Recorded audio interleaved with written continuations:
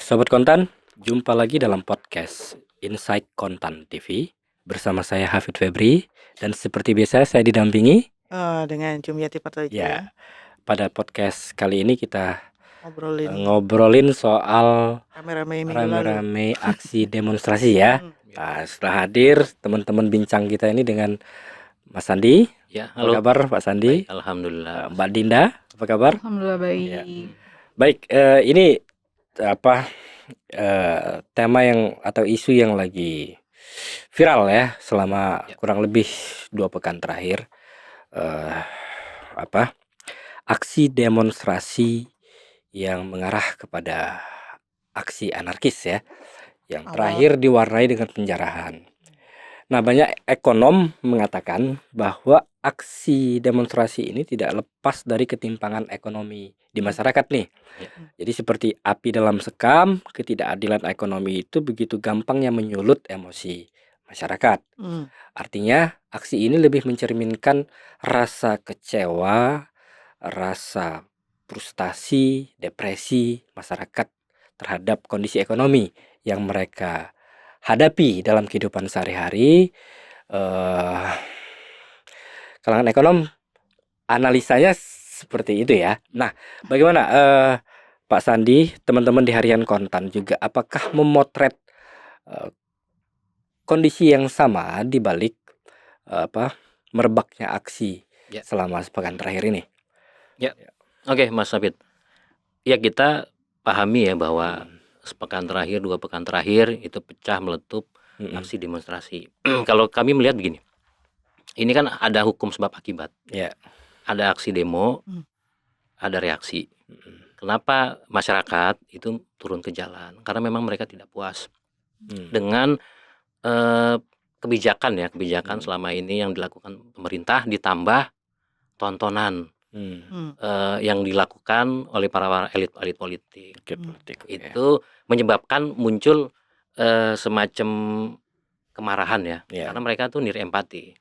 Para elit politik kita di tengah kesulitan ekonomi masyarakat. Jadi ada hukum sebab akibat di situ. Makanya kenapa pecah aksi demonstrasi, dan bahkan pada akhirnya kan cenderung kita tahu lah ya, aparat akhirnya berbuat ya kita tahu bahwa ya terlalu over dan ada timbul korban jiwa. Saya pikir ini ada kayak semacam sekat atau akses komunikasi yang tersumbat antara rakyat dengan pemimpinnya. Jadi sebenarnya awalnya itu kan memang rencananya mau mengungkapkan kekesalan ya. Betul. Untuk berdemo di hari Senin pertama ya. Ya, tanggal 25. 25 Agustus itu mau mengungkapkan kekecewaan. Ujung-ujungnya nih yang jadi pasal, yang jadi gelindingannya ini yang nggak terkontrol akhirnya ya. Pada akhirnya demikian, karena memang kita melihat bahwa itu tadi di saat publik atau masyarakat melakukan aksi demonstrasi, menyampaikan aspirasinya yang memang dilindungi oleh konstitusi ya, sudah pasti menyampaikan pendapat di muka umum. Nah, artinya ada di saat yang sama tadi sepertinya anggota dewan, DPR, para pejabat itu kayaknya cuek aja. Kan di saat yang sama kan tanggal 25 kalau nggak salah kan juga ada yang namanya itu pelantikan, bagi-bagi penghargaan juga. Betul. Pada saat yang bersamaan. Terus nggak dengerin kan sih. Terus DPR juga kan melakukan kunjungan kerja juga. Yang juga setengah disorot kinerjanya. Baik itu fungsi legislasi, fungsi pengawasan, dan seterusnya kan. Ya kinerjanya kan kita lihatlah, tahu sendiri. Termasuk tuntutan undang-undang RUU perampasan aset sampai sekarang nggak kelar-kelar. Ya, itu. Saya kira jadi momentum di mana pemerintah ya saat itu ya, pada saat sidang yang di DPR tanggal 17 Agustus. Di situ kan ada pengumuman kenaikan tunjangan fasilitas DPR yang diwarnai oleh aksi joget ya, para anggota dewan saat itu. Lalu muncul reaksi publik memprotes kenaikan tunjangan tersebut, yang cara penyikapan anggota dewan ini kurang bijak gitu ya. Dalam beberapa kasus anggota dewan ini cenderung justru menampilkan juga ya. sosok yang arogan ya, defensif juga ya. Sehingga muncul gestur tubuh atau bahasa lisan yang tidak pada tempatnya. Tapi itu sebenarnya lebih ke trigger ya, Ya, Mas Andi ya. pemicunya saja ya. Lebih ke sekedar Betul, pemicu ya. Betul. Karena ada akar masalah yang memang tidak diselesaikan dan memang saya nggak tahu disadari atau tidak sama pemerintah. Sebenarnya akar masalahnya kan bukan di situ, itu kan cuma trigger. Gitu. Nah, problem inilah yang mungkin yang akan kita potret juga. Ngerinya itu jadi pengalih perhatian ya. Iya. Karena akar masalahnya ini yang harusnya diselesaikan tidak terselesaikan. Betul. Gitu kan, atau terlupakan bahkan gitu kan. Artinya akar masalah ini lebih ke problem-problem sosial ekonomi yang dihadapi oleh masyarakat tadi ya. Antara lain misalnya kita bicara tentang fenomena meningkatnya lonjakan PHK ya. Data Kementerian Ketenagakerjaan menyatakan Januari sampai Juni itu ada 43.500 pekerja terkena PHK. Lalu bicara data kemiskinan BPS juga ada, walaupun ada penurunan ya, 24 juta di Maret 2025, turun tipis dibandingkan September ya, 2024 itu 24,06 juta. Tapi yang menjadi persoalan kan kelompok rentannya ini sangat besar. Kelompok rentan dengan pengeluaran per kapita 1 juta per bulan itu di angka 100 juta ya Mbak Dinda ya. Ini yang sangat rentan. Kemudian tabungan masyarakat ya, kelas menengah yang rata-rata ini 99% loh tabungan diperbankan itu yang rata-rata tabungan 100 juta ke bawah ya. Itu rata-rata hanya 1,1 juta.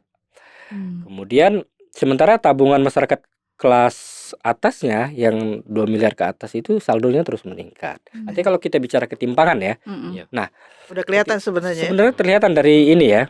Dari angka-angka. Iya. Kalau dari sisi data perpajakan gimana Mbak Dinda? Memang ada ini enggak? Ada penjelasan yang menguatkan fakta itu enggak bahwa ada lonjakan misalnya pengangguran dari sisi PPh-nya. Kemudian ada penurunan konsumsi masyarakat dari sisi PPN yang mengalami penurunan. Sebenarnya kalau dari sisi perpajakan ya, penerimaan pajak, ini datanya baru sampai semester 1 2025 yang dirilis sama Kementerian Keuangan itu secara neto memang semester 1 itu masih turun 6% sekitar 6-7% year on year ya.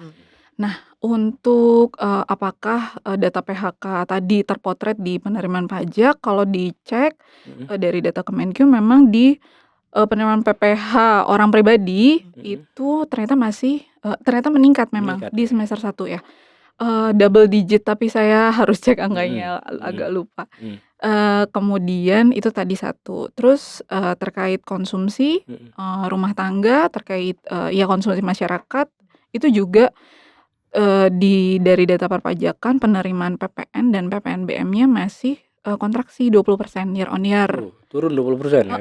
Nah, artinya dari situ kita bisa lihat ya konsumsi masyarakat seperti apa. Walaupun dari data BPS yang terbaru menyebutkan bahwa ekonomi kita tumbuh 5,12%, terus konsumsi rumah tangganya tumbuhnya 4,97%, tapi BPS menyebutkan bahwa itu karena ada shifting konsumsi ya dari belanja yang offline terus ke online ke e-commerce, tapi memang belum tercermin nih di data penerimaan pajak seperti itu. Dan itu diperkuat sama data-data indikator konsumsi yang lain kayak penjualan motornya turun, penjualan mobil turun, kemudian semuanya turun. Kredit turun, konsumsi tumbuh melambat seperti itu sampai kinerja manufaktur ya, PMI manufaktur bulan Juli itu masih kontraksi. Walaupun memang di Agustus ada perbaikan ya, PMI manufakturnya udah di fase ekspansi 51 bulan Agustus. Terus kemarin data terakhir neraca perdagangan kita surplus lagi dan surplusnya gede sih 4 miliar sekian. Terus apalagi tuh 2 itu sih maksudnya udah di Agustus ini memang ada perbaikan gitu. Tapi memang sampai Juli kemarin itu masih turun gitu. Iya. Artinya dari sisi makro ini terpotret semua ya. Adanya penurunan aktivitas ekonomi masyarakat, daya belinya turun dari realisasi penerimaan PPN yang terkontraksi 20% tadi. Lalu lonjakan PHK juga tercermin dari meningkatnya PPh 21 ya. Dan tergambar juga dari aktivitas penjualan otomotif ya segala macam. Lalu di sisi lain tiba-tiba pemerintah menaikkan anggaran tunjangan DPR ini ya Mas Andi ya. Salah satunya. Iya. Tapi sebenarnya kecil ya, San ya. Sebenarnya kecil. Angka itu sebenarnya nggak sebesar, tidak sebesar efisiensi yang lain. Efisiensi yang lain yang sampai kalau nggak salah 300 triliunan ya totalnya. 300 triliun. Ya. Jadi kalau saya melihat begini, oke, satu hal ya, bahwa di saat pemerintah melakukan efisiensi anggaran, tiba-tiba anggaran DPR Dinaikkan. naik. Oke. Itu kalau kita lihat data sih, Mencederai. ya kalau kita lihat data kan, kalau nggak salah kurang dari 10 triliun, gitu kan. Anggaran DPR ini. Anggaran DPR untuk 2025, gitu, meningkat dari tahun 2024 lah ya. Nah, problem lain sebenarnya adalah kalau menurut pandangan saya ya, itu memang problem fiskal yang memang belum tuntas diselesaikan sama pemerintah. Misalkan ini juga kan ada penghematan TKD ya, transfer ke daerah. Dan ini kan akhirnya kan meletup tuh ketidakpuasan di daerah akibat pemerintah daerah, pimpinan atau kepala daerah itu menaikkan PBB tanpa disertai juga komunikasi publik yang baik, yang bagus. Ketika masyarakat melakukan protes gitu segala macam, ingin berdialog, malah dianggap remeh dan juga ditantangin. Silakan kalau pengen demo 50.000 gitu kan. Akhirnya beneran terjadi kan. Nah, ini saya pikir harus komprehensif juga pemerintah melakukan mitigasi. Jadi nggak cuma memangkas gaji dan tunjangan anggota Itu cuman remeh DPR. soalnya. Iya, karena memang porsinya kecil. Tapi ini juga penting kita concern, kita awasi juga. Cuma kan ada hal yang jauh lebih penting. Itu tadi ini harus dibenahi nih. Anggaran MBG yang sebelumnya kita selalu MBG sekarang berapa sih? Ya, yang kalau udah tersalurkan? Yang sudah tersalurkan itu per Juli 7,9 triliun. Sementara di Pagu anggarannya kan 71 ya, walaupun dinaikin lagi kalau nggak salah Outlooknya 116 ya. 116. Untuk tahun ini. Iya. Ini. Artinya belum ada 10%. Nggak ada pergerakan sama sekali di sini ya. Betul. Ini kan juga kan yang menimbulkan satu tanda tanya, yang kedua kenapa daya serapnya itu rendah. Sementara kan masyarakat kan butuh juga kan perputaran roda ekonomi di daerah. Artinya kemarin kan dana-dana ini kan saya salah satu yang paling gampang lah ya, yang kelihatan itu kan yang TKD ini ya. Ini kan selama ini kan digulirkan lewat pemerintah daerah, itu udah berjalan. Selama ini kan nggak ada masalah gitu kan. Jadi pemerintah bisa jadi agen pertumbuhan gitu kan. Sekarang ini kan dengan itu ditarik, kan harusnya MBG inilah yang jadi pemicu untuk pertumbuhan. Nah, ini nggak bergerak-gerak nih ya. Benar. Dan artinya apa ya? Artinya itu kan perlu dievaluasi. Iya. Betul. Belum lagi kan ada kasus-kasus keracunan segala macam. Ada Koperasi Merah Putih juga ya. Sekolah rakyat. Karena terlalu banyak program yang belum bergerak nih. Iya benar. Program yang artinya kita ini disuruh puasa dulu kayaknya. Yang mendapat alokasi anggaran yang besar semua ya, MBG, Koperasi Merah Putih ya. Oke. Jadi sebenarnya Mas Andi, ini artinya ada dua kombinasi faktor ya. Artinya kalau kita bicara apa sih yang melatar belakangi atau yang mendasari munculnya gerakan sporadis yang mengarah kepada aksi-aksi anarkis belakangan ini. Artinya satu, ada problem ekonomi di masyarakat, ketimpangan ekonomi, ketidakadilan ekonomi atau himpitan beban ekonomi yang makin berat nih yang dirasakan masyarakat belakangan ya kan. Di tengah lonjakan harga, di tengah gaji yang pas-pasan, lonjakan PHK, lapangan pekerjaan yang terbatas, utang nambah lagi. Iya. Di satu sisi pemerintah kan bisanya naikin pajaknya. Nah, itu. Di daerah naikin PBB. Makanya kemarin rumah Menkyu kena sasaran itu mungkin salah satunya ya karena dianggap sebagai salah satu tokoh penting yang kerjanya naikin pajak. Aku sih nggak setuju ya dengan ide penjarahan ini ya. Karena kan ya ada juga ide bahwa itu supaya ini kan alasannya supaya didengar, dilakukan di di pelabuhan, di bandara kayak gitu. Sebenarnya tujuannya apa ini gitu kan akhirnya kan jadinya. Ini sebenarnya kan kalau misalnya memang pemerintah mau dengar kan cukup di tempatnya aja gitu kan, nggak harus jadi bikin rusuh semuanya gitu kan. Betul, ya. Apalagi sampai menjarah private gitu loh. Betul. Ya kan? Saya sependapat bahwa aksi penjarahan di rumah bahkan itu rumah pribadi ya. Rumah pribadi kan. Ya. Padahal kan sebenarnya kan ini kalau kita tarik dari sisi institusi, kan ini kan sebenarnya kebijakan Kementerian Keuangan secara keseluruhan yang tidak terlepas juga dari arahan presiden dong. Betul. Jadi nggak bisa serta-merta ini langsung salahin satu orang dan itu sosok kita tidak gini, maksudnya dalam banyak hal kita tidak sependapat dengan kebijakan Menteri Keuangan. Tapi kalau dalam hal ini kita nggak cocok lah. Maksudnya kita menentang lah. Nggak boleh aksi-aksi penjarahan secara di rumah pribadi. Itu justru menimbulkan publik jadi nggak cerdas juga dan tidak mencerdaskan. Dan ini juga bukan menyentuh akar masalah ya. Betul, akar masalahnya balik lagi akar masalah nih ya. Akar masalahnya kan bukan di situ. Ya artinya akar masalah mengatasi problem ini artinya pemerintah kan harus bisa menyentuh akar persoalan. Betul. Salah satunya mengatasi ketimpangan ekonomi yang dialami oleh masyarakat. Ya. Sekarang ini kan? Iya betul. Makanya tadi saya bilang ini problem fiskal. Ada satu hal yang memang mestinya harus disampaikan juga secara terbuka oleh pemerintah kepada publik. Kenapa anggaran-anggaran unggulan Presiden Prabowo sampai sekarang masih macet? Tidak terserap dengan baik. Kalau seandainya pun terserap, itu mungkin bisa jadi satu kita lihat gitu kan. Tentunya akan ada evaluasi juga. Gitu. Sementara kan ketika TKD diturunin, otomatis kan pembangunan di daerah kan macet. Dan ini juga sudah disampaikan oleh kepala daerah bahwa efeknya nanti terutama di 2026 itu akan macet pembangunan karena tadi kan lumayan gede kan. Makanya sebelum saya pikir ini masih ada ruang lah bagi pemerintah untuk diskusi lagi bersama-sama untuk kira-kira direvisi lah APBN. Nah, Mbak Dinda, di semester kedua ini gimana peluang fiskal pemerintah untuk mendorong roda ekonomi ini agar bisa bisa berputar lebih kencang sehingga aktivitas ekonomi masyarakat ini bisa lebih membaik lah artinya. Kemarin tuh Pak Menko Erlangga udah menyebutkan ya bahwa di semester kedua ini pemerintah akan memberikan beberapa stimulus baik untuk sektor kredit, pembiayaan, untuk sektor pariwisata. Sektor pariwisata tuh ada diskon tarif pesawat, ya tiket segala macam, tarif tol juga, sama untuk kebijakan-kebijakan untuk sektor perumahan kayak PPN, DTP. Perumahan itu 100% dilanjutkan sampai akhir tahun. Nah, kita juga udah nulis nih di headline konten edisi hari Selasa ya.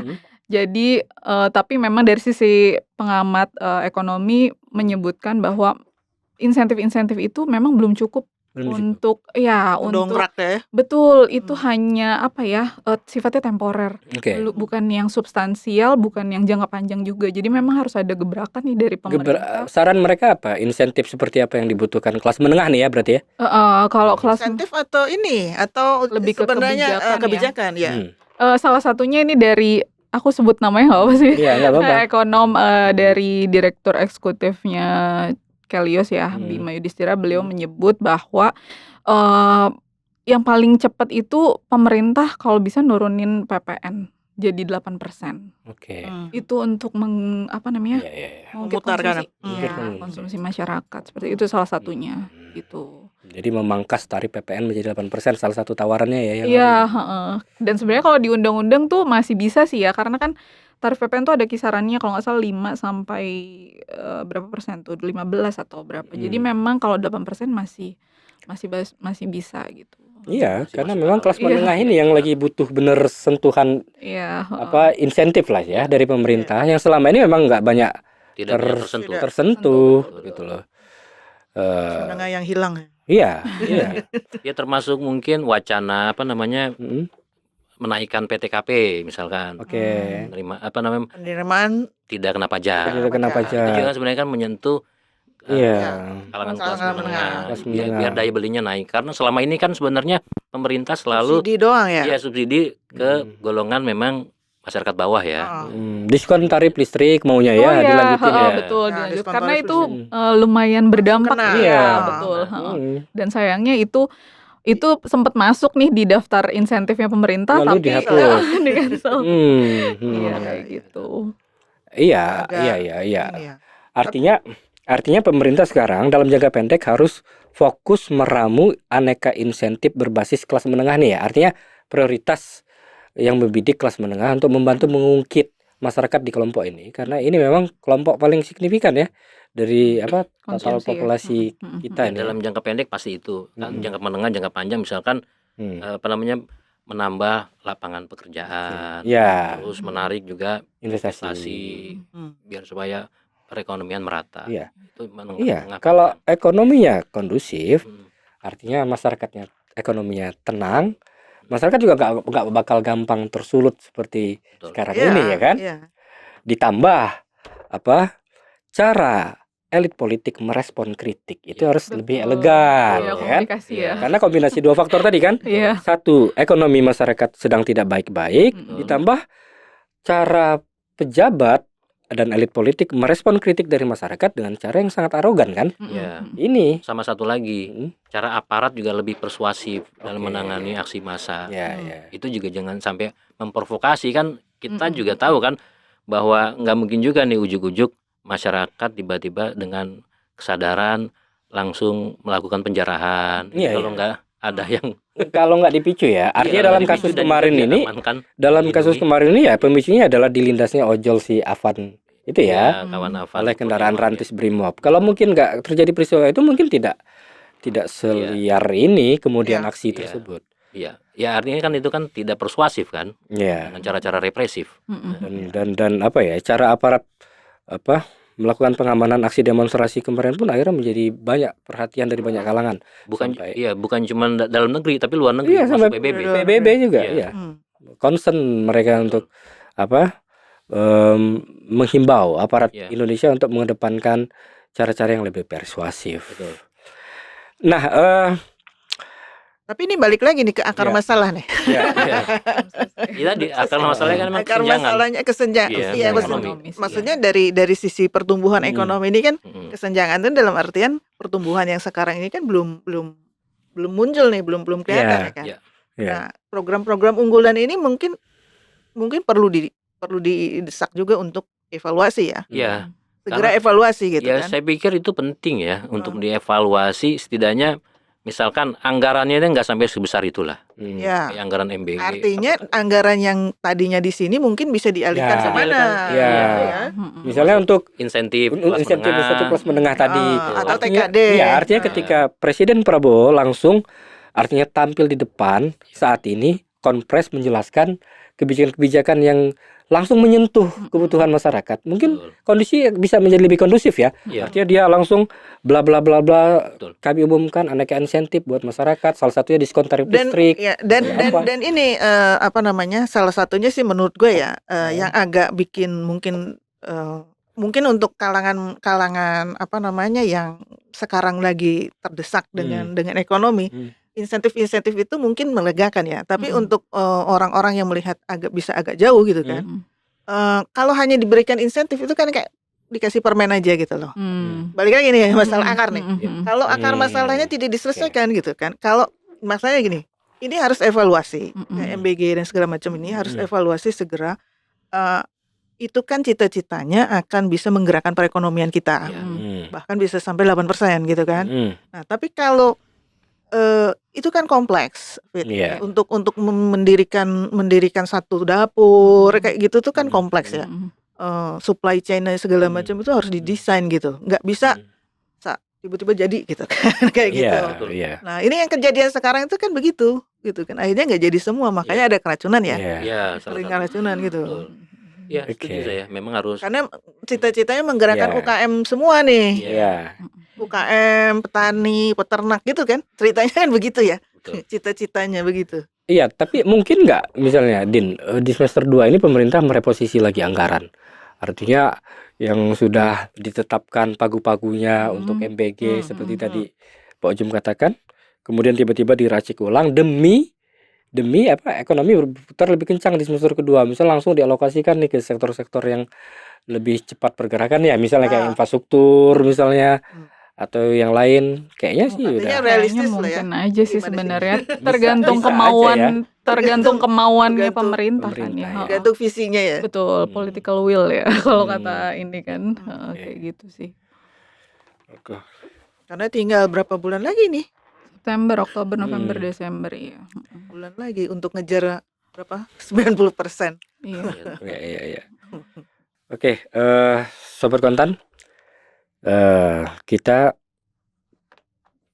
bisa lebih memotret ya, artinya fenomena apa, gelombang demonstrasi yang cukup besar, masif, bahkan mengarah kepada aksi-aksi yang brutal, penjarahan.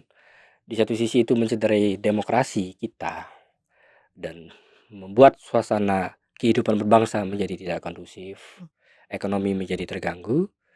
Tapi di sisi lain kita juga melihat itu sebagai suatu fenomena yang terkadang bisa kita katakan fenomena yang wajar terjadi ketika kondisi ekonomi masyarakat dalam himpitan yang demikian berat. Di tengah kondisi ekonomi, ketimpangan ekonomi, tekanan ekonomi, masyarakat meluapkan rasa kecewa, frustasi, amarahnya melalui aksi-aksi turun ke jalan misalnya. Artinya apa? Pemerintah harus melihat pesan di balik meluapnya kemarahan publik tersebut. Pesannya apa? Pesannya bahwa pemerintah harus segera mengatasi persoalan ketimpangan ekonomi ini. Iya. Kan? Seperti yang sudah kita bahas bersama di sini, ada dua kombinasi utama sebenarnya yang memicu pecahnya aksi-aksi anarkis yang mengarah kepada penjarahan, yaitu ketimpangan ekonomi dan cara pejabat serta elit politik menyikapi kritik masyarakat yang tidak bijak, cenderung arogan, cenderung hedon misalnya kan. Ya kan, seperti berapa yang ditampilkan oleh anggota DPR kemarin kan, justru seolah-olah menantang dengan gaya hedon mereka. Itu yang semakin membuat publik kecewa, marah ketika mereka dalam kondisi susah, sulit, mereka butuh penjelasan, butuh keadilan, tapi dijawab dengan cara yang seperti itu. Baik, Sobat Kontan, semoga kondisi ini bisa segera berlalu. Artinya kehidupan perpolitikan, kehidupan bermasyarakat, sosial, ekonomi ini bisa menjadi lebih kondusif sehingga perahu Indonesia ini bisa berlayar dengan lebih tenang menuju cita-citanya ya, yaitu ekonomi tumbuh berapa, Din? 8% ya. 8%. Baik. Terima kasih Sobat Kontan. Moga-moga nggak cuma di kertas ya. Iya. Kita nantikan episode Insight Konten TV berikutnya. Salam cuan.